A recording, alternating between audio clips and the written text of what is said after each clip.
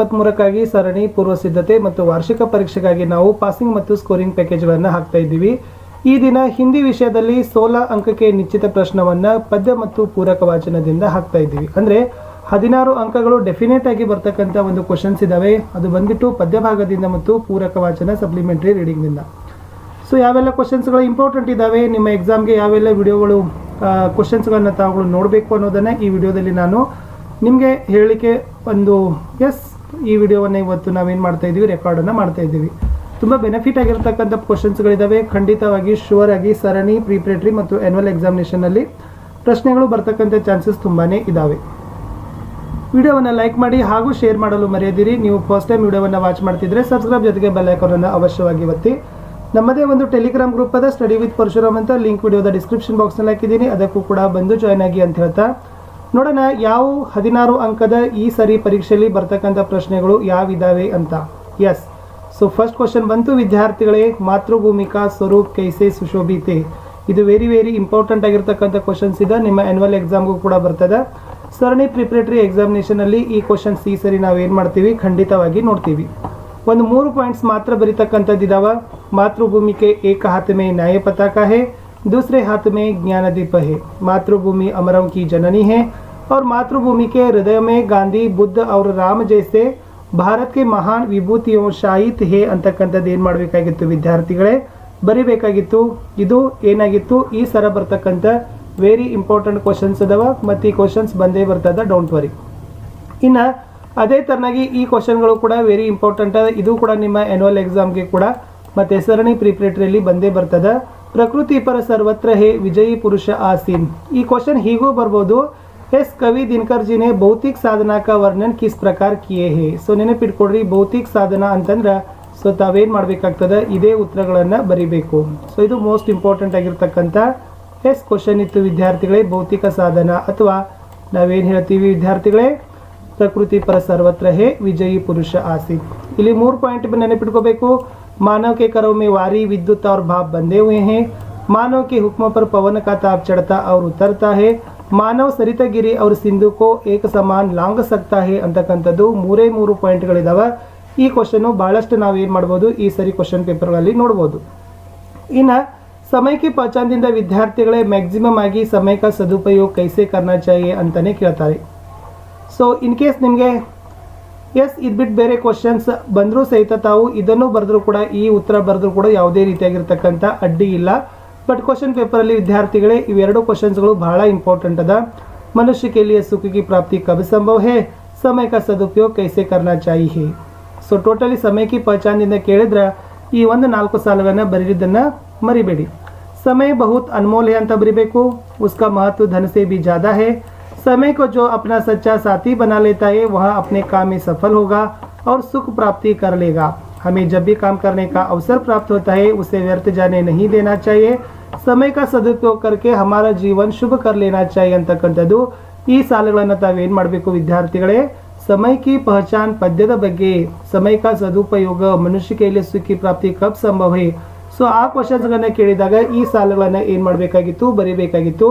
ಈ ಪ್ರಶ್ನೆ ಕೂಡ 2 ಅಥವಾ 3 ಅಂಕಕ್ಕೆ ಮೋಸ್ಟ್ ಬೆನಿಫಿಟ್ ಆಗಿ ಕೇಳತಕ್ಕಂಥ ಕ್ವಶನ್ನೇ ಇತ್ತು. ಇನ್ನು ವಿದ್ಯಾರ್ಥಿಗಳೇ, ಸೂರ್ಯಶಾಮ್ದಿಂದ ಯಶೋಧ ಕೃಷ್ಣಕ್ಕೆ ಕ್ರೋಧಕೋ ಕೈಸೆ ಶಾಂತ ಕರ್ತಿ ಅಂತಕ್ಕಂಥದ್ದು ಮೋಸ್ಟ್ ಬೆನಿಫಿಟ್ ಆಗಿರ್ತಕ್ಕಂಥ ಇಂಪಾರ್ಟೆಂಟ್ ಕ್ವಶನ್ ಇದೆ. ಉತ್ತರ ಬಲರಾಮ್ ಜನ್ಮ ಸೇ ಹಿ ಸುಗಲಕೋರ್ ಹೇ, ಗೋಧನ್ ಕಿ ಕಸಮ ಖಾಕರ್ ಕಹತಿ ಹೋ ಕಿ ತು ಹಿ ಮೇರಾ ಪುತ್ರ ಹೇ, ಮೈ ಹಿ ತುಮಾರಿ ಮಾತಾ ಹೂ ಅಂತಕ್ಕಂಥ ಮಾತುಗಳನ್ನು ಯಶೋಧ ಯಾರಿಗೆ ಹೇಳ್ತಾಳಪ್ಪ ಅಂದ್ರೆ ಕೃಷ್ಣನಿಗೆ. ಯಾವ ಸಂದರ್ಭದಲ್ಲಿ, ಕ್ರೋಧಕೋ ಶಾಂತ್ ಕರ್ತೆ ಸಮಯ. ಸೊ ಈ ಸಾಲುಗಳು ಕೂಡ ತುಂಬ ಇಂಪಾರ್ಟೆಂಟ್ ಇತ್ತು, ಎಕ್ಸಾಮ್ಗೆ ಬರ್ಬೋದು. ಇನ್ ಕೇಸ್ ವಿದ್ಯಾರ್ಥಿಗಳೇ ಆ ಕ್ವಶನ್ಸ್ ಬರದೇ ಇದ್ರೆ ಈ ಕ್ವಶನ್ ಕೂಡ ತುಂಬ ಇಂಪಾರ್ಟೆಂಟ್ ಅದ. ಬಲರಾಮ್ ಕೃಷ್ಣ ಕೆ ಮಾತಾ ಪಿತಾ ಕೆ ಬಾರೆ ಮೇ ಕ್ಯಾ कहता है. ಸೊ ಆತ ಏನು ಹೇಳ್ತಾನೆ ಅಂದ್ರೆ, ಬಲರಾಮ್ ಕೃಷ್ಣ ಕೋ कहता है कि तुम्हें यशोदा माँ ने जन्म नहीं दिया है बल्कि मोल लिया है. तुम्हारे माता पिता कौन है? नंद और यशोदा तो गोरे हैं.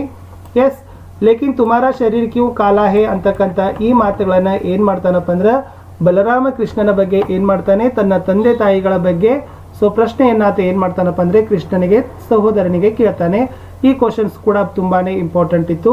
ಇದು ಈ ಸರಿ ಬರಲಿಕ್ಕೆ ಯೋಗ್ಯವಾಗಿರ್ತಕ್ಕಂಥ ಪ್ರಶ್ನೆನೂ ಕೂಡ ಅದ. ಇನ್ನು ಪೂರಕ ವಾಚನದಲ್ಲಿ ನೋಡೋದಾದರೆ ವಿದ್ಯಾರ್ಥಿಗಳೇ, ಶನಿ ಕೋ ಅತ್ಯಂತ ठंडा ग्रह क्यों कहते हैं. ಇದು ಇಂಪಾರ್ಟೆಂಟ್ ಆಗಿ ಕೊಡ್ರಿ, ಯಾಕಂದ್ರೆ ಬರ್ತಕ್ಕಂಥ ಮ್ಯಾಕ್ಸಿಮಮ್ ಚಾನ್ಸಸ್ ಇದೆ.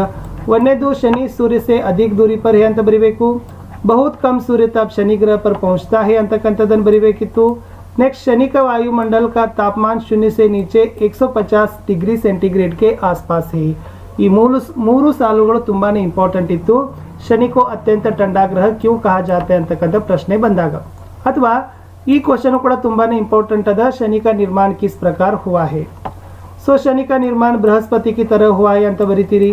ಹೈಡ್ರೋಜನ್, ಹೀಲಿಯಂ, ಮೀಥೇನ್, ಎಮೋನಿಯಾ ಈ 4 ಅನಿಲಗಳಿಂದ ಏನಾಗ್ತದಪ್ಪ ಅಂದ್ರೆ ಶನಿ ಗ್ರಹದ ನಿರ್ಮಾಣ ಆಗ್ತದ ಅನ್ನೋದನ್ನ ಬರಿಬೇಕಿತ್ತು. 8ನೇ ಕ್ವಶನ್ ಮೋಸ್ಟ್ ಇಂಪಾರ್ಟೆಂಟ್ ಅದ ವಿದ್ಯಾರ್ಥಿಗಳೇ.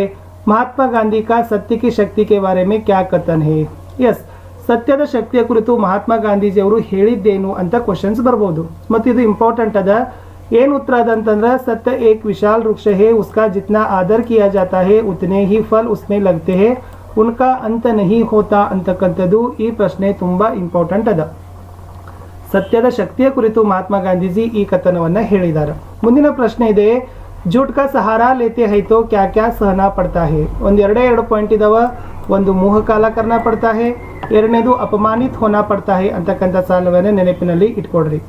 सत्य की महिमा पाठದ್ದು पूरक वाचनದು ಇನ್ನೊಂದು ಕ್ವಶನ್ ಬರ್ತದ. झूठ बोलने वालों की हालत कैसी होती है. व्यक्तित्व कुंठित होता है, लोगों का विश्वास उठ जाता है, उन्नति के द्वार बंद हो जाते हैं ಅಂತಕ್ಕಂಥದ್ದು 3 ಸಾಲುಗಳನ್ನ झूठ बोलने वालों की हालत. ಸೊ ಹಾಲತ್ ಅಂದ್ರೆ ಸ್ಥಿತಿ, झूठ बोलने वालों ಅಂದ್ರೆ ಸುಳ್ಳು ಹೇಳುವವರು. ಸೊ ಈ 3 ಸಾಲುಗಳನ್ನ ತಾವೇನ್ ಮಾಡಬೇಕು ವಿದ್ಯಾರ್ಥಿಗಳು ನೆನಪಿನಲ್ಲಿ ಇಟ್ಕೊಳ್ಬೇಕು. 11ನೇ ಪ್ರಶ್ನೆಗೆ ಹೋಗೋಣ. सलमा ने मीना मैडम को क्या कहा. मोस्ट इंपॉर्टेंट अद. ಈ ಕ್ವಶನ್ ಬರ್ಲಿಕ್ಕೆ ಲೈಕು ಕೂಡ ಅದ. प्रकृति हमारी माता है, इसलिए हमें प्राकृतिक संसाधनों का अपव्यय करना नहीं चाहिए. अपने पर्यावरण को स्वच्छ रखना भी हमारा दायित्व है ಅಂತಕ್ಕಂಥ ಈ ಹೇಳಿಕೆ, ಈ ನಾಗರಿಕ ಕರ್ತವ್ಯ, ಮೂಲಭೂತ ಕರ್ತವ್ಯವನ್ನ ಯಾರು ಹೇಳ್ತಾರೋ ಸಲ್ಮಾ ಯಾರಿಗೆ, ಮೀನಾ ಮೇಡಮ್ಗೆ ಮೋಸ್ಟ್ ಇಂಪಾರ್ಟೆಂಟ್. ಅಥವಾ ಎಸ್ ನಾಗರಿಕ ಕರ್ತವ್ಯದಿಂದ ಇನ್ನೊಂದು ಪ್ರಶ್ನೆ ಬರಲಿಕ್ಕೆ ಒಂದು ಚಾನ್ಸಸ್ ಇರ್ತಕ್ಕಂಥದ್ದು. ಮೀನಾ ಮೇಡಮ್ छात्रों से अंत में क्या कहा. आज से नहीं अब से ही आप नागरिक के कर्तव्यों का पालन करना शुरू करो. इससे आपका हित तो होगा ही, देश का कल्याण भी होगा ಅಂತಕ್ಕಂಥದ್ದು ಇತ್ತು. ಸೊ ಇಷ್ಟು ವಿದ್ಯಾರ್ಥಿಗಳೇ ಈ ಒಂದು ವಿಡಿಯೋದಲ್ಲಿ 12 ಪ್ರಶ್ನೆಗಳಿದಾವೆ. 12 ಮಾರ್ಕ್ಸ್ರಿಂದ 16 ಅಂಕಗಳನ್ನು ಡೆಫಿನೆಟ್ ಆಗಿ ಒಂದು 16 ಮಾರ್ಕ್ಸ್ಗಳನ್ನು ನೀವೇನು ಮಾಡ್ತೀರಿ ಈ ವಿಡಿಯೋದಿಂದ ತಗೊಳ್ತೀರಿ. ಸೊ ಇಷ್ಟಿತ್ತು ಈ ವಿಡಿಯೋದಲ್ಲಿ. ಸೊ ಮತ್ತೆ ನಾನು ನಿಮಗೆ ಸಿಗ್ತೀನಿ ಇನ್ನೊಂದು ರೀತಿಯಾಗಿರ್ತಕ್ಕಂಥ ಹೊಸ ಪ್ರಶ್ನೆಗಳ ವಿಡಿಯೋಗಳೊಂದಿಗೆ. ವಿಡಿಯೋಗಳನ್ನು ಲೈಕ್, ಶೇರ್ ಹಾಗೂ